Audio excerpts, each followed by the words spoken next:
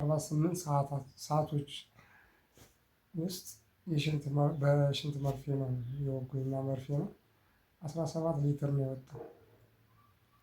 በ48 ሰዓት ውስጥ 17 ሊትር በሽንት መልክ ነው የወጣው።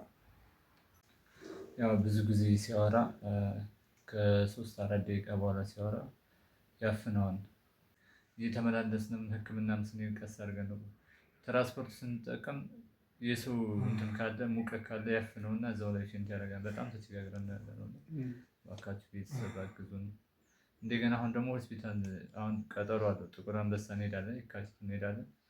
መድኃኒት የምንገዛበት በራይድ የምንመላለስበት ገንዘብ እንኳን እጃችን ላይ አሁን አጣን። ምንም ማድረግ አንቻልም። ግራ ገባን። ሳምባው ውሃ ቋጠረ፣ በጣም ስለተሰፋ ቱቦ እና አስቸኳይ ህንድ ሀገር ሄዶ እንዲታከም ነገሩን ዶክተሮቹ ማለት ነው። እና አሁን ደግሞ የተጠየቅነውን ገንዘብ እኛ ማምጣት አንችልም። እስካሁን በህክምና ያወጣውን ገንዘብ ራሱ አንዳንድ ሰዎች ይረዱናል፣ እጁ ላይ ያለውን ነበር። አሁን ግን ምንም መንቀሳቀሻ የለም። እንኳን መድኃኒት የምንገዛበት የለም። እና በልዑል እግዚአብሔር ስም እንደው እባካችሁ በድንግል ማርያም አግዙን።